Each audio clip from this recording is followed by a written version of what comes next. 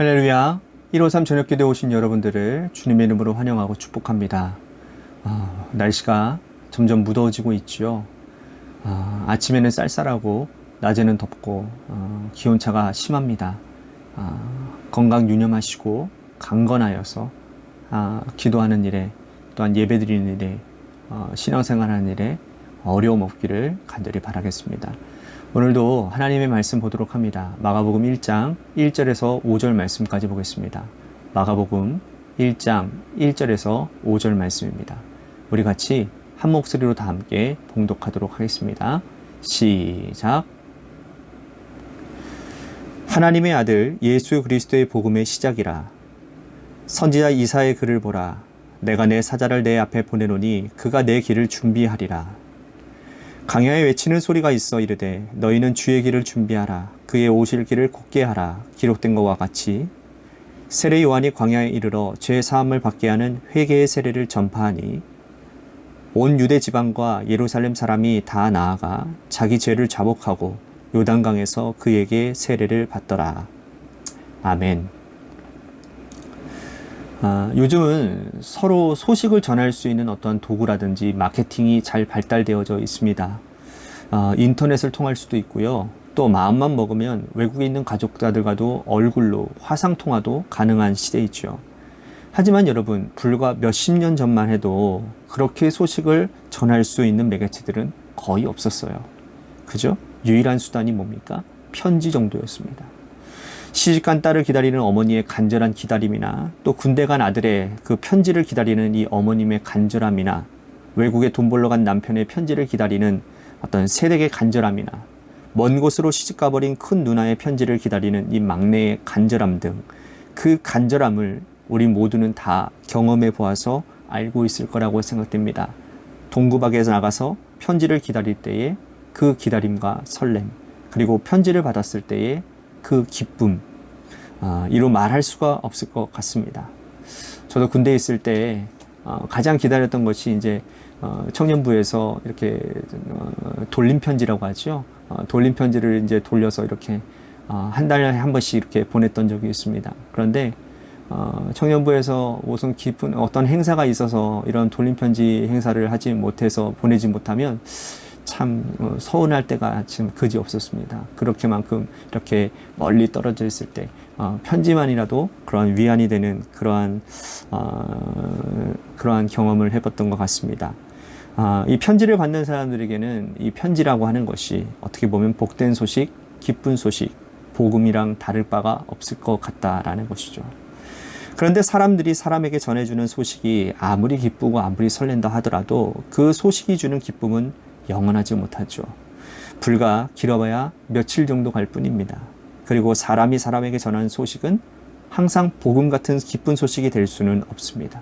때로는 가슴 아픈 소식, 슬픈 소식, 몸져 누굴 만큼 굉장히 어려운 소식도 전할 수밖에 없는 것이 인간과 인간 사이에 오가는 소식인 것이죠.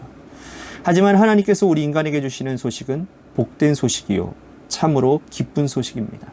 우리의 영혼과 관련된, 우리의 영혼을 구원하는 소식이기 때문이죠. 오늘 마가가 자신이 쓴 복음서에서 하나님의 아들 예수 그리스도의 복음이라 라고 당당하게 소개하고 있는 이유는 무엇입니까? 우리 인간에게 주시는 영원한 기쁨의 소식이 바로 여기에 기록되어져 있기 때문이다 라고 말하기 때문인 것이죠. 자, 그 1절 말씀을 보도록 하겠습니다. 하나님의 아들 예수 그리스도의 복음의 시작이라. 사람이 전한 소식이 아니죠. 하나님 아들 예수 그리스도가 인간에게 전하시는 소식이기 때문에 이 소식은 참으로 복된 소식, 기쁜 소식, 즉 복음이 되는 것이죠. 실로 이 소식이 복음이 되는 이유는 오래도록 기다렸기 때문이라는 겁니다.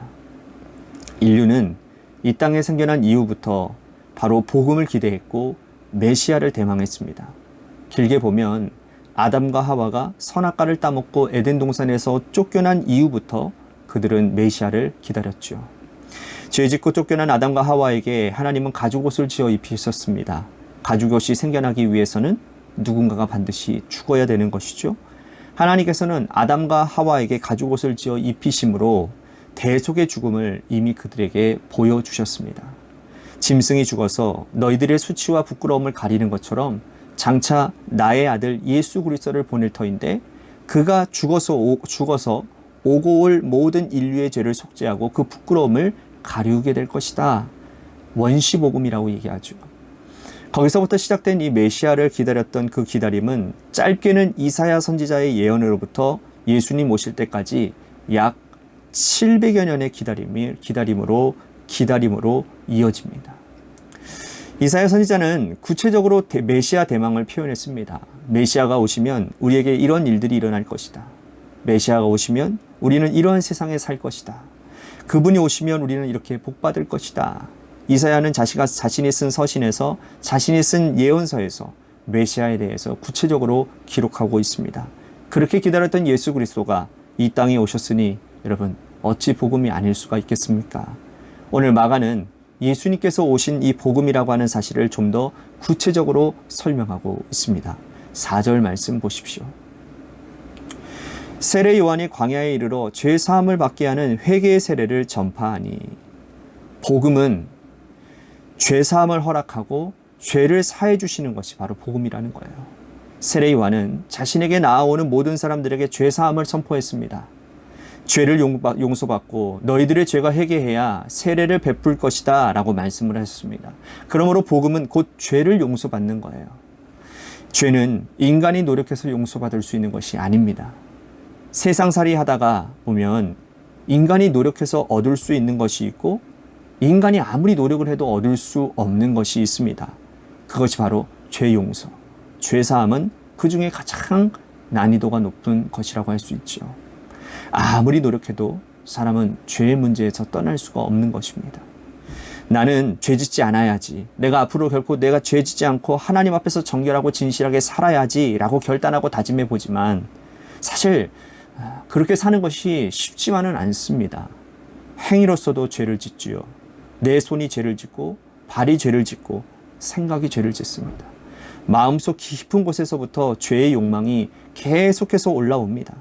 가장 가까운 사람에게조차도 내가 지금 어떤 마음을 품고 있는지 어떤 생각을 하는지 수치스럽고 부끄러워서 말할 수 없을 정도로 인간은 죄가 주는 두려움과 부끄러움에 사로잡혀 삽니다. 그런데 예수 그리스도께서 이 땅에 오심으로 우리들에게 주시는 가장 복된 소식은 바로 너는 죄 문제 때문에 더 이상 고통받거나 더 이상 힘겨울 필요가 없다라는 거예요. 너는 나의 십자가 아래 나와 머물러 있기만 해라. 그러면 십자가에서 흘러내리는 예수 그리스도의 보혈의 공로로 인하여 너의 모든 죄가 죄사함을 얻게 될 것이다 라고 말씀하고 있습니다. 인류는 죄 문제를 해결하기 위해 각종 노력을 기울여 왔습니다. 때로는 자신의 몸을 상하게 하기도 했고 고행을 하기도 하고 수행을 하기도 했습니다. 하지만 해결받지 못했어요. 하지만 예수 그리스도의 십자가 아래에서 죄의 문제는 온전히 해결됩니다. 이것이 바로 복음 중에 복음이라는 거예요. 마가가 자신 있게 소개하는 이 복음의 첫 시작은 바로 죄 용서받는 것부터 시작되어진다는 것이죠. 두 번째 마가는 복음을 이렇게 소개하고 있습니다. 9절 말씀 보십시오. 그때 예수께서 갈릴리 나사렛으로부터 와서 요단강에서 요한에게 세례를 받으시고 겸손한 예수님은 하나님의 아들로 이 땅의 왕으로 오셨지만 갈릴리 나사렛에서 자라나셨습니다. 그분은 베들레헴에서 태어나시고 자리를 옮겨 가장 가난한 동네인 갈릴리 나사렛에서 30년 동안이나 자라나셨습니다. 그리고 때가 되어서 나사렛에서부터 요한에게 직접 나오셔서 겸손히 하나님의 아들인 예수께서 인간에게 세례를 받으셨습니다. 이것이 메시아가 주는 우리들에게 주는 겸손의 메시지인 것이죠. 왕이 왕으로 오는 것은 복음이 아닙니다. 왕이 나와 똑같은 인간으로 오는 것이 복음입니다.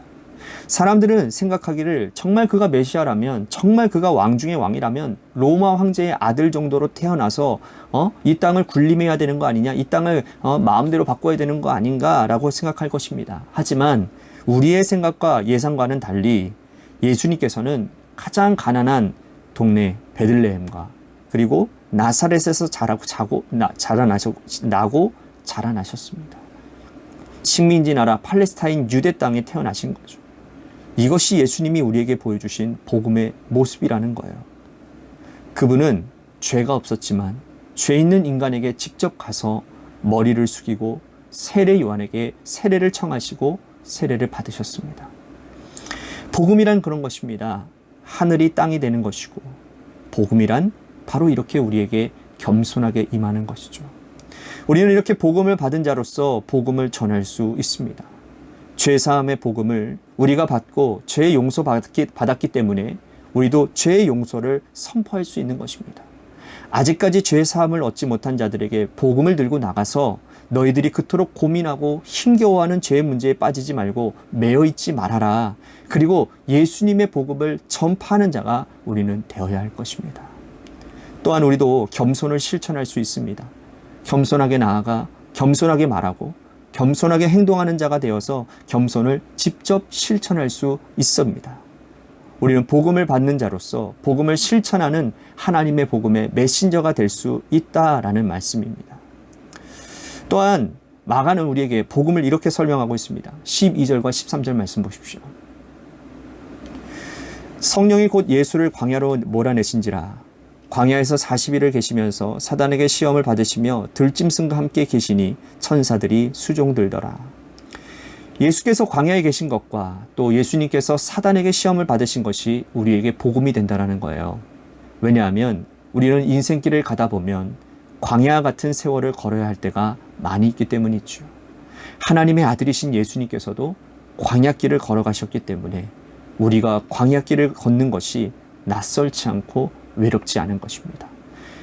그리고 예수님께서 광야길을 걸어가 보셨기 때문에 우리의 고통과 또한 광야길을 걷는 우리의 마음과 형편의 처지를 누구보다도 더 잘 아시지요. 그래서 우리는 그분께 구할 수 있는 겁니다. 주님께 기도할 수 있는 거예요. 주님도 광야길을 걸어보시지 않았습니까?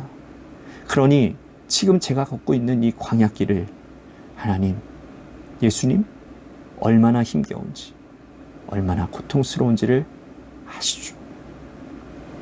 그러니 이 광야길 주님이 동행해 주시고 위로하여 달라고 함께 기도해 볼 수 있는 겁니다. 그러면 주님께서 직접 천사들의 수종을 받으신 것처럼 우리들에게도 천사를 보내셔서 수중 들게 하시고 하늘의 위로로 함께 하실 것입니다. 주님은 직접 사단에게도 시험을 받으셨습니다. 그러니 매일같이 시험 들고 있는 우리를 친히 위로하실 수가 있는 거예요. 우리가 시험에 들 때마다 주님께 기도할 수 있는 겁니다. 주님, 시험에 들어서 너무 힘이 듭니다. 사탄이 나를 시험하는데 넘어질까 두렵습니다. 이 시험에서 나를 건져주세요 라고 기도할 수 있다라는 겁니다. 그러면 우리 주님께서 시험을 받아보신 주님께서 우리를 그곳에서 건져주시고 분명히 위로해 주실 것입니다. 이것이 복음이에요. 복음은 나를 위로해 주시고 건져주시고 천사가 수종들도록 도와주시는 것, 이것 또한 복음이라는 겁니다. 사랑하는 성도 여러분, 오늘 우리에게 허락하시는 이 복음이 여러분들에게 체험되어지기를 간절히 소망하겠습니다. 죄의 문제 가운데서 허우적거리고 계십니까? 분명한 것은 이미 예수님께서 십자가 도상에 우리의 모든 죄의 문제를 해결하셨다라는 겁니다. 그 죄사함의 은총이 오늘 기도하는 우리 가운데, 회개하는 우리 가운데 분명히 임하게 될 것이고, 인생의 힘듦의 길, 광야와 가도 그 같은 길, 시험당한 이들에게도 오늘 위로로 찾아오시는 그 복음 되시는 예수님을 경험하는 귀한 복된 기도의 시간이 되기를 간절히 소망하겠습니다. 우리 교회를 위해서 기도합시다. 하나님께서 세워주신 몸된 교회가 하나님, 주님의 터 위에, 주님의 말씀 위에, 하나님의 뜻 위에 바로 서는 교회가 되게 하여 주시옵시고, 사단 권세 하나님 틈타지 않도록 주님의 교회를 지켜보호하여 주시옵소서라고 우리 교회를 위해서 기도합시다. 또한 육신의 질병으로 고통당하고 있는 우리 성도님들을 위해서 기도하겠는데요. 특별히 18일 날 한양대 대학병원에서 진료를 받으시는 장은주 성도님의 모든 진료 과정을 위해서 여러분들 기도해 주시기를 바라겠고요. 또한 우정무 장로님 무릎을 위해서 이번 주일 보니까 많이 힘드신 것 같은데 여러분들 기도해 주시기를 바랍니다. 또 많은 분들이 아프고 있어요. 여러분들 힘내게. 여러분 또한 어떤 분들은 또 마음의 상처로 또 많이 힘들어 하시는 분들이 있습니다. 그분들을 위해서도 기도해 주십시오. 마지막으로 우리 고3 수험생의 이동현 학생과 한유진 학생을 위해서 또한 공무원 시험 준비하고 있는 이 예림 청년을 위해서 기도하도록 하겠습니다. 노래 끝날 때까지 우리 함께 같이 기도하며 나아가도록 합시다. 기도하겠습니다.